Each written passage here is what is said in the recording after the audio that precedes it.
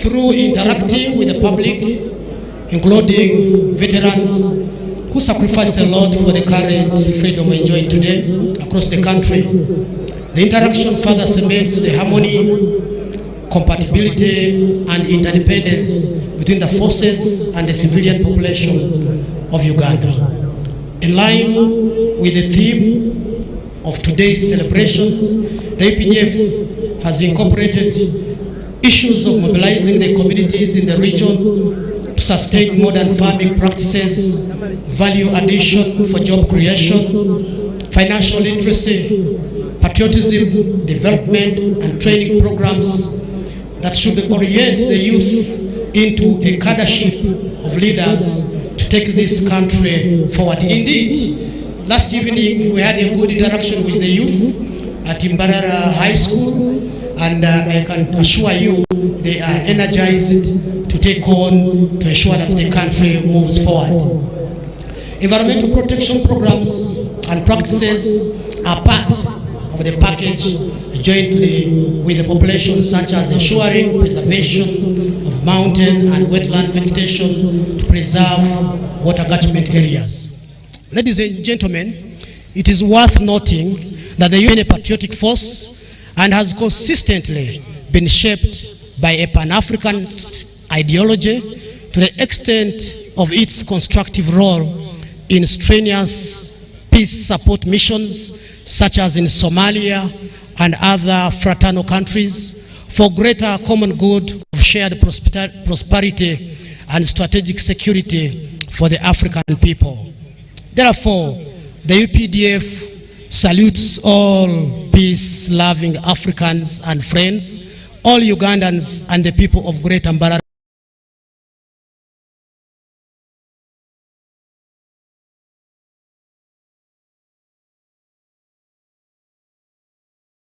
sub-region in particular for the unwavering support since the foundation days of the struggle to date, even when it meant paying the ultimate price. The sacrifices have not been in vain. Let us all emulate the values of the leaders of Uganda's revolution and achieve socio-economic transformation. Ladies and gentlemen, we've been sharing with you this synopsis so that we're able to understand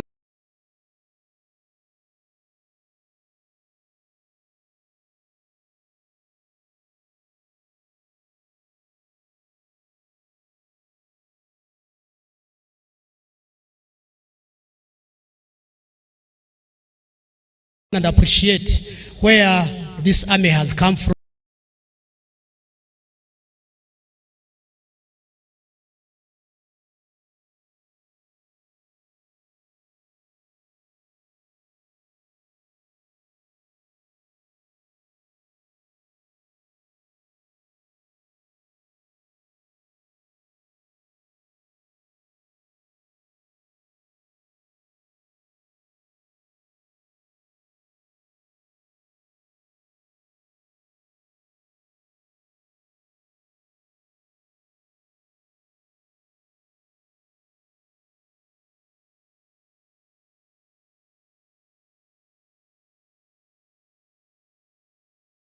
Celebrate this day. Asanteni sana.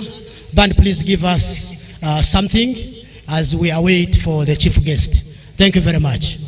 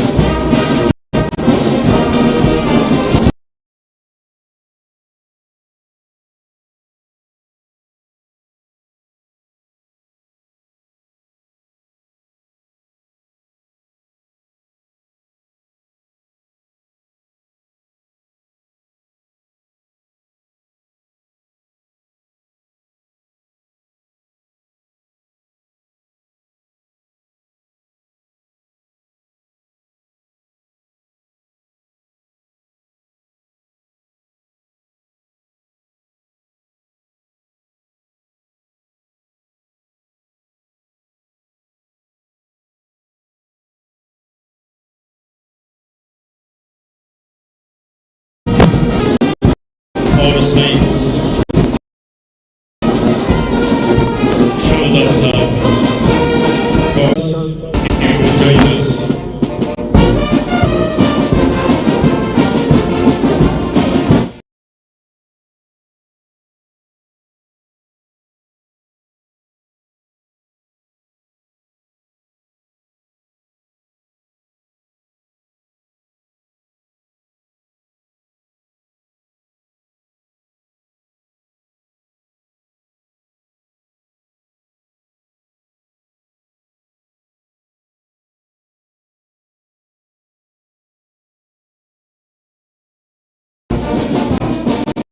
As we also welcome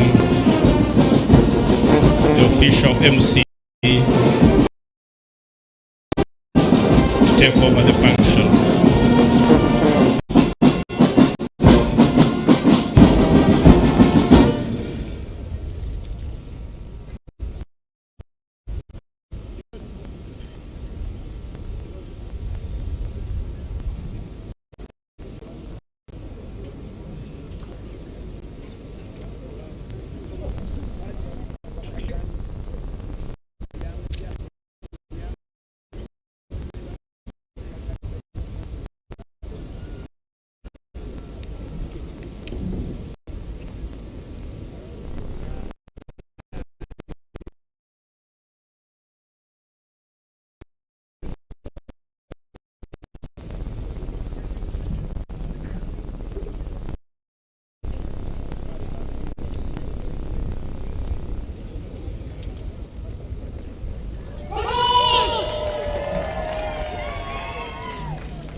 Ladies and gentlemen, the arrival of His Excellency the President of the Republic of Uganda, and therefore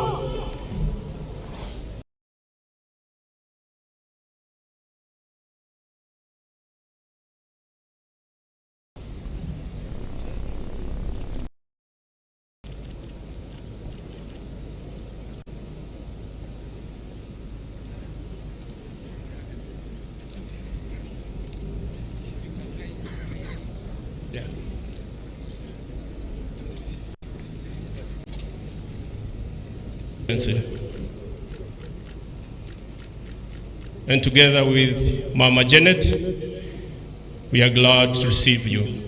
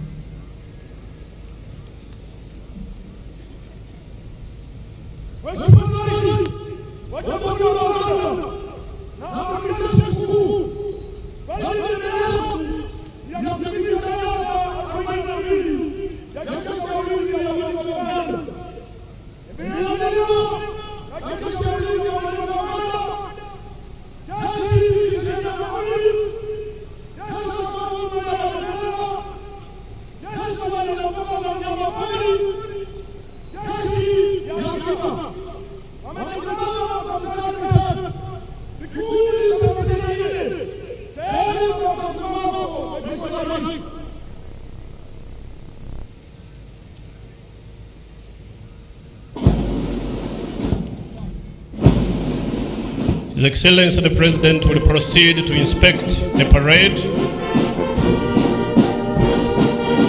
and thereafter there will be a march past in slow and quick time,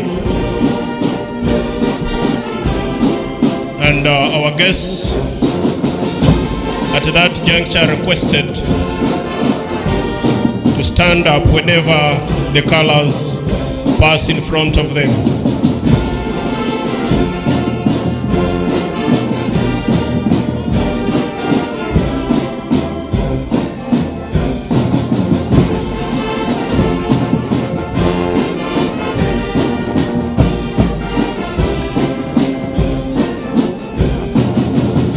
Guests, you may take your seats as His Excellency the President inspects the parade.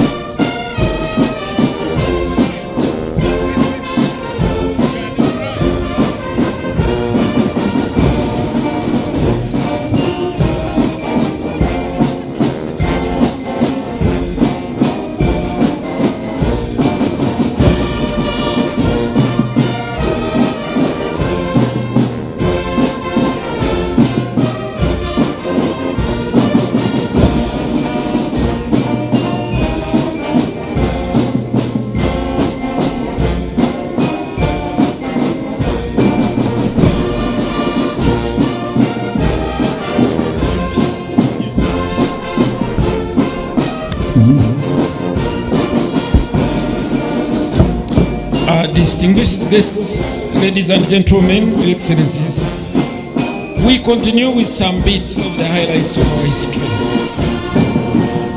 The convergence of ideas and interests to save the country gave birth to Front for Salvation, National Salvation, in brief, FRONASA, or abbreviated as FRONASA, which waged a campaign to remove Idi Amin dictatorship. The liberation of the country from Amin dictatorship in 1979 provided an opportunity for a fresh start in the politics of our country. This was not to be as the old politicians of the 60s resolved to continue from where they had stopped. At least this is what Dr. Apollo Milton put a statement when he returned from exile. In 1980, Uganda saw the first multi-party elections in the post-Idi Amin era. However, it was a sham elections because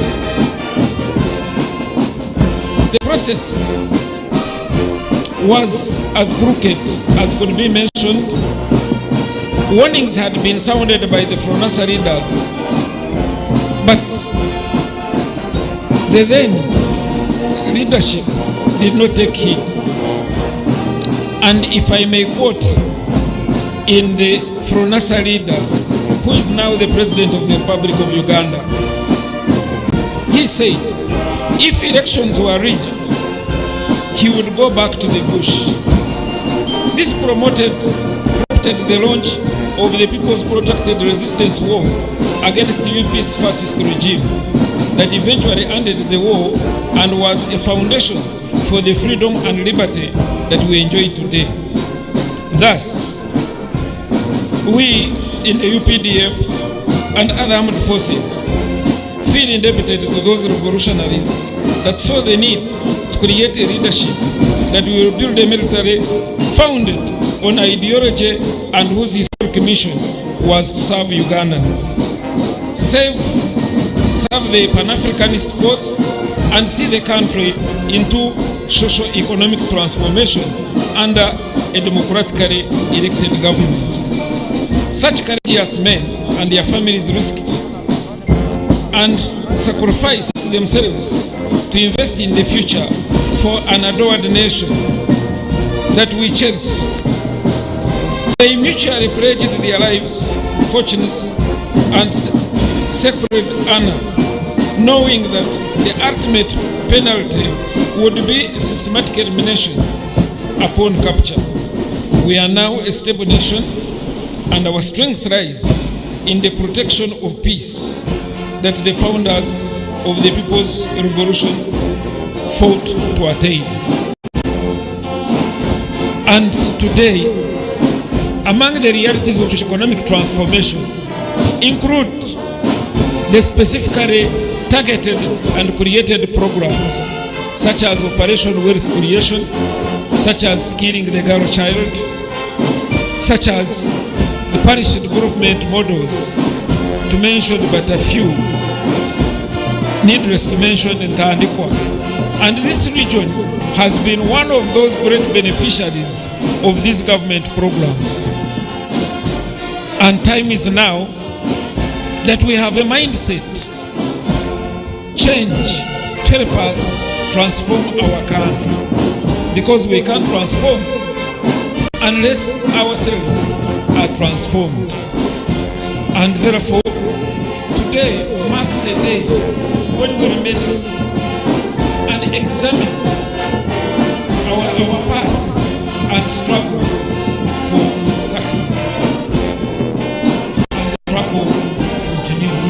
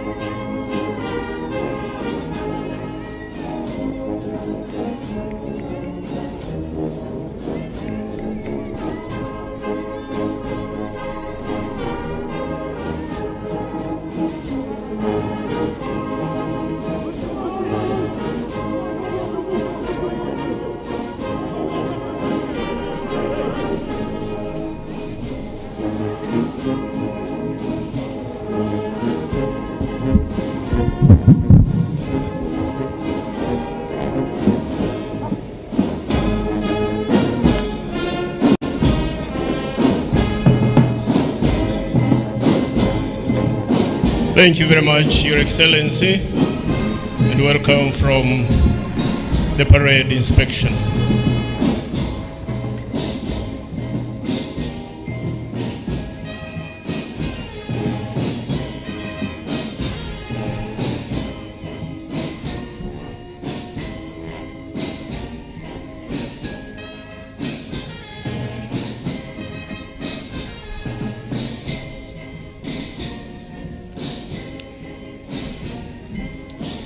His Excellency the President will take his seat,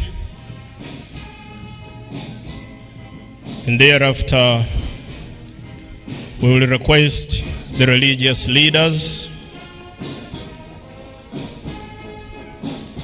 to step forward and grace this occasion and hand over this function into the hands of God. Your Excellency,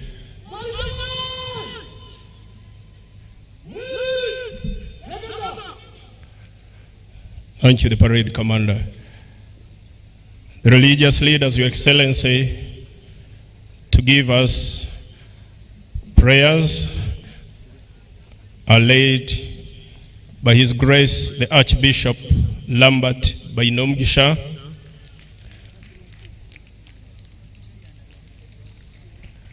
Right Reverend Bishop Sheldon Mwesugwa is together with him, and Sheikh Abdul Karim Katamba. I request that they step forward and give us a word of prayer.